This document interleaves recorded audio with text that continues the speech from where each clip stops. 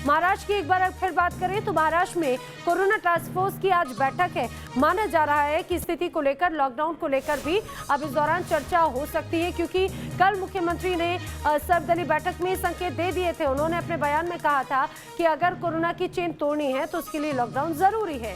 यानी अभी और सबसे ज्यादा दरअसल महाराष्ट्र ही वो प्रदेश है जिसमें सबसे ज्यादा मामले सामने आए हैं। एक के बाद एक लगातार रोज दर रोज आंकड़ों का जो ये कहा जाए एक नया आयाम नजर आता है, रिकॉर्ड एक नया नजर आता है। और खासतौर से मुंबई हो, पुणे हो, नासिक में तो शुरुआत में ही लॉकडाउन लगा दिया गया इसी एहतियात को बरतते हुए।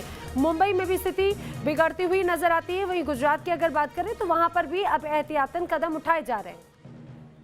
मुंबई से मेरे सहयोगी विकास मेरे साथ में है, तो सूरत का हाल भी हम जानेंगे। मेरे सहयोगी मेरे साथ में मेरे सहयोगी पूरा पटेल भी जुड़ेंगे। विकास का भी हम रुक करें, लेकिन उसके पहले आपको बताते चले कि कोरोना का खौफ इतना ज्यादा है कि इस वजह से मुंबई से लोगों का पलायन भी अभी भी देखने को मिल रहा है।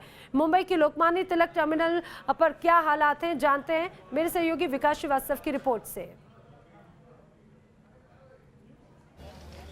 बोरिया बिस्तर पैक हो चुका है और मजदूरों का ये झुंड जो है अब मुंबई छोड़कर अपनी गांवों की तरफ जाने के लिए मजबूर हो गया है। कमोबेश यही तस्वीर रोजाना मुंबई के लोकमान्य तिलक टर्मिनस के बाहर देखने को मिलती है। आप देख सकते हैं कि किस तरीके से एक अप्रत्याशित भीड़ जो है इस समय मुंबई के कुर्ला टर्मिनस के बाहर जो है कतार लगाकर खड़ी है अपने अपने गंतव्य की तरफ जाने वाली ट्रेनों को पकड़ने के लिए। मैं इन मजदूरों से बात करता हूं और समझता हूं कि लॉकडाउन की समस्या को कितनी विकट समस्या ये मानते हैं और किस तरीके से ये लॉकडाउन इनकी आजीविका पे बनाया है। भैया, देख रहा हूँ पूरा आप लोग पैकिंग करके गाँव की तरफ बढ़ रहे हैं। क्या आर्थिक नुकसान हो रहा है, दिक्कत हो रही है लॉकडाउन की वजह से, क्या हो रहा है? बहुत दिक्कत हो रहा है साहब। हम लोग लॉकडाउन में बहुत ही तरह के फंस चुके हैं और गांव जाने के लिए आया। कंपनी तो बंद हो ही गया है, तो काम करने के लिए कैसे जाएगा, तो सोचा मैं अपना घर जा सकता है। घर ज़्यादा सुरक्षित लगता है इस समय आपको? ओहो, स्टेशन पे जाने नहीं। कब से तनख्वाह नहीं मिल रही है आपको? कब से कंपनी बंद पड़ी है आपकी? बंद है, पिछले महीने से बंद है। सोचा कि अब बंद है तो यहाँ क्या करेगा बैठ के, इससे अच्छा है घर जाएगा। घर जाएगा तो अपना खेती बाड़ी जो भी है अपना काम करेगा, खाएगा। तो घर लौटना चाहता है मजदूर, खेती बाड़ी करना चाहता है, क्योंकि मुमकिन है कि वो जीवन ज़्यादा सुरक्षित है। आपके साथ क्या वजह है भैया, आप क्यों जा रहे हैं गाँव वापस? वापस जा रहा है लॉकडाउन की वजह से। अगला महीना भी कंपनी 2 महीने को पगार रोक दिया गया तो नहीं दिया। इस महीना भी लॉकडाउन हुआ, बंद पड़ गया। कितना दिन हम लोग बैठ के इधर मुंबई में कहाँ से पैसा लाएगा, इसलिए हमने सोचा घर चला जाता है आराम से। यहाँ किराए के घर में रहते थे? हाँ, किराए का तो 2500 रुपया रूम भाड़ा महीना को जाता था, इसलिए उतना भरने को हम लोग पास पैसा नहीं था, इसलिए हम लोग जा रहे हैं वापस बिहार के लिए। आप भी साथ में भाई साहब, क्या आपके साथ क्या वजह है, क्यों जा रहे हैं आप गाँव? बताइए, बिल्कुल बताइए, क्या वजह है, क्या दिक्कत है, किस वजह से गांव जा रहे हैं? गांव जा रहा है लॉकडाउन का वजह सबके पास एक ही है, लॉकडाउन। लॉकडाउन को लेकर जो घबराहट है मजदूरों के मन में कि अगर ये लॉकडाउन लंबा खिंच जाता है तो इनका जीवन जो है वो काफ़ी दिक्कतों भरा हो जाएगा। और इसी वजह से न सिर्फ कुछ संख्या में बल्कि बहुत बड़ी संख्या में मुंबई से लोग पलायन करते हुए नज़र आ रहे हैं। और कमोबेश यही तस्वीर महाराष्ट्र के दूसरे शहरों से भी देखने को मिल रही है। हमें तस्वीरें पुणे और नागपुर शहरों से भी मिल रही है, जहां पर मजदूरों का एक बहुत बड़ा तबका लॉकडाउन से घबराकर अपने अपने गाँवों के लिए रवाना होने के लिए मजबूर हो चला है। वीडियो जर्नलिस्ट स्वप्निल के साथ विकास श्रीवास्तव, न्यूज़ नेशन, मुंबई। तो देखा आपने किस तरह से अभी भी स्टेशन पर भारी भीड़ है, क्योंकि यहाँ पर लोगों को अब डर है लॉकडाउन का, इसी वजह से पलायन कर रहे हैं।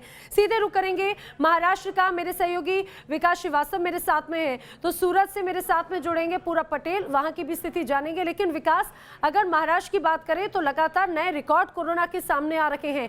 आज जिस तरह से कोरोना टास्क फोर्स की मीटिंग है, ये कहा जाए कि लॉकडाउन की परिस्थिति बन रही है, संपूर्ण लॉकडाउन की।